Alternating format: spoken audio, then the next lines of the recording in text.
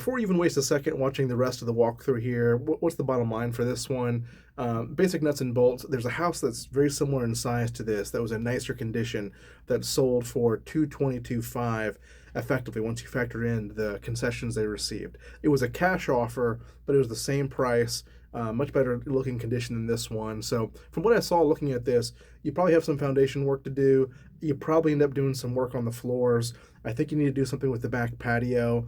Maybe you paint the exterior, make that look a little bit nicer, and you do some fence repair. So let's call that about like 20,000 or so, depending on how many piers you have to do on the foundation side of things. So that being said, I think you want to pay no more than about 200, maybe 205 for a house like this to make sense. After that, was it rent for? On the low end, something that's in worse shape, rented for about 1,900. And then something that's in similar condition, a nicer condition, but an outdated kitchen, rented for 2,200 right now. That's one that's pending on the market at this moment. So I think about like 2,000-ish, plus or minus a little bit, is a good range. So it could make sense to do, but you got to get that right price. I wouldn't do more than about 200, 205. All right, out here at 1601 Live Oak Hollow in Pearland. Let's check it out, see if this thing's going to be a good fit as a rental property. All right, as we walk up to this thing, first thing you notice is you've obviously got some new concrete here. It's got a little crack, which is not too unusual, but it's nice to see someone else has spent the money on that. Exterior, you probably want to change the paint color.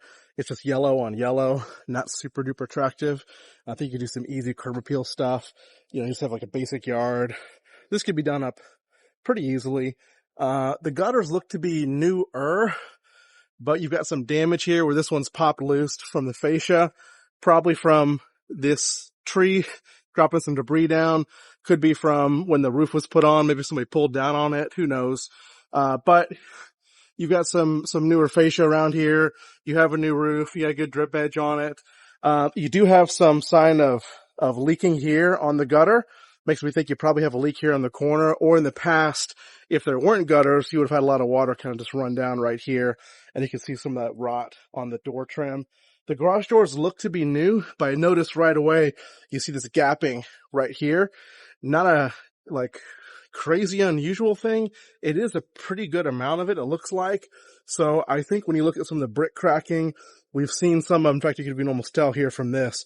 It looks like, now this gutter's not straight, but it looks like you may have had some foundation shifting, which wouldn't be a surprise with this big old tree right here next to it. And you've probably had some movement just due to the root structure here, pulling some material out, roots coming in underneath, all that kind of stuff. The siding looks good, drip edge looks good, all that kind of stuff looks fine here. We'll go through the front of the house, check out the rest of it. But everything else on the outside just looks kind of normal. Looks like you've got a newer clean out here. I like seeing that. An old spigot. So I just point that out because on inspections, you'll normally see these. This doesn't have an anti-siphon device on it. So an inspector will identify that because now new plumbing code requires you have an anti-siphon device. I do love, if you look all around the foundation, you've got a lot of slab exposure. That's great for those really rainy seasons that we have. Windows look to be fine out here. You can see you had an old tree, it looks like, here at some point, or some sort of a plant. This needs to be cut back some from the front of the house.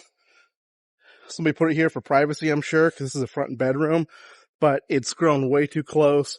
You got a lot of contact with the roof, and also kind of kills your curb appeal, just blocking that window up, making it dark and dingy. No good. Again, we'll come back here and check it out a little bit, but we've got two sides you can go in. Gate on that side, gate on the other side. Here in the front entryway, we got a storm door. You've got some newer siding here. It's the cheaper stuff, but this still is going to be a hardy type product, so it'll be durable, cement board kind of thing. On the inside, one of the first things you see here is you can't help but notice the crack here in this tile. And the floors feel pretty good throughout, but you do feel some sloping. In fact, you can almost see a little bit of movement in this direction. I would definitely recommend having it evaluated by a foundation company, maybe even a structural engineer, just to make sure everything looks good. Because you see that, you see some separation here on the fireplace where the drywall meets. You also have cracking in spots like this. Where you've got a tape line. You got a tape line over here, over the garage. Those type of things are not crazy unusual. Here's another one up here, this fur down area. So these aren't super unusual for the age of the house, but you do want to get it evaluated, especially if you're going to do some changing to the floors here. But let's look at the layout before we do any more critique of it. So coming in this front door, we've got a closet, and you've got a lot of bugs. In fact, there's an ant walking through. This thing's been abandoned for a while. You have the popcorn style ceiling. You could modernize that by scraping that stuff. See that here in this bedroom. This is actually what looks to be the primary bedroom. You've got a laminate type floor. It looks to be cheaper. You do have original windows here. And you'll see those throughout the rest of the house. Small closet. And then you've got this bathroom where they've got an updated vanity, but it's kind of one of those prefab things. Toilet's a higher one, matching cabinet for the vanity. And then same thing, just a whole lot of bugs. This looks to be a newer tub. Maybe they've touched up some of this tile work. You do have these fur downs in the bathrooms, which if you want to do a big remodel, you could remove these and get a lot more headspace. You could also change the light bulbs on these Hollywood style light bars and make it all match a lot better. But this is pretty small for a master, and that's going to be one of your limitations, I think, on rentals. Not everyone's going to want to be in there. You do also have, I'll point this out, you can see a couple of these little spots where this cheaper floor is coming up. It looks like they maybe didn't allow enough space on the edge as it's expanded. That's been kind of an issue. Let's see here. So then as we head into the rest of the house, you have this nice living room. I actually like this space. And there is a wood-burning fireplace here. There's a high ceiling. You could do something else to this beam or faux beam if you wanted. And then you've got nice light that comes in from these windows over here. I like that a lot. It definitely gives it a bright feel. We've got updated granite, updated cabinetry here. The sink there. This stuff's electric for the stove. It's got a refrigerator. And then the pantry is super tiny. I mean, itty bitty. And just bugs everywhere. Everywhere in this house. You can see this view here. The blinds are all nasty and destroyed, so you probably need to plan on replacing all of those. Let's go here in the garage over here. There's another bit of cracking here in this tile work. Here in the garage, there's no light that seems to work. It is a big 2-car garage, but you can almost see the angle of these doors, how they're not quite matching. And another sign of this kind of abandonment, there's a bird's nest that's been built into this garage door opener. But there's a bunch of space. This is a big lip. That's where your washer and dryer would go. This is a 2001 water heater. You do want to make sure you add a line for it to go outside for draining, but otherwise this is, nearly brand new.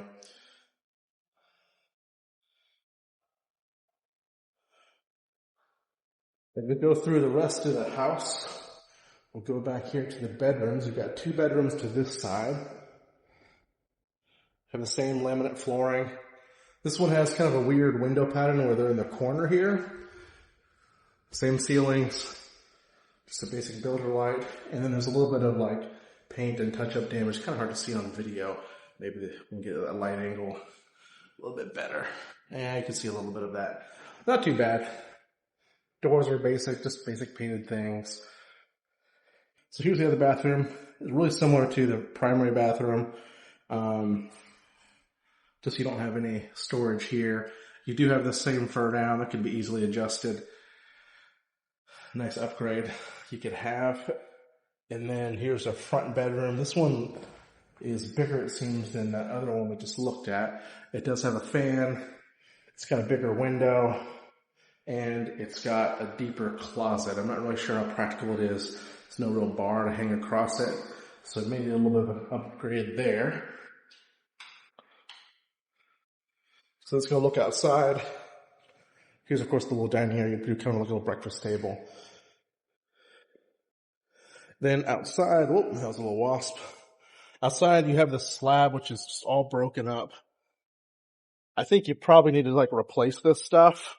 You could do it cheaply and just leave it as is, but you know, for safety and just even for the aesthetic, this is all kind of jacked up. And you can see we've got a wasp nest up here from hell. Scary stuff. This clean out needs to be cut down. But you got a huge yard. That's Dixie Farm right there. AC, you can kind of hear this rattle. This looks to be a little bit older of unit. May want to have that serviced. Doesn't look like you have a newer electrical panel. And then you can see we have this fence down all around here. Then you can see we have this fence down all around here. This needs to be repaired. Got some rot here by the door. We can see obviously the previous repair to the brickwork. And then this fence is actually pretty sturdy here along back. It's just sloping towards the ditch. You'll see that a lot where you just have that erosion pull the fence in that direction.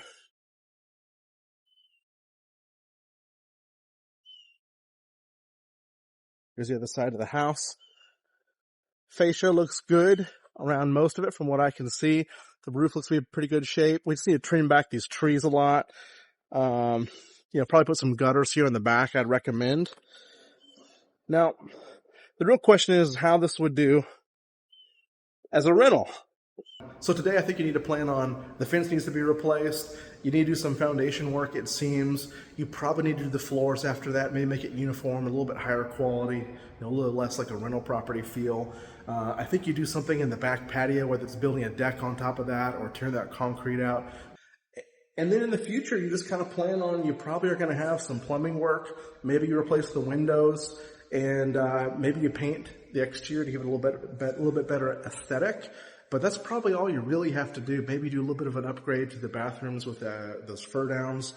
But it's kind of a simple floor plan that gives you smaller families or individuals who would live here. And those are great for wear and tear. They keep it kind of minimal. And you should still get a pretty decent price because of the location.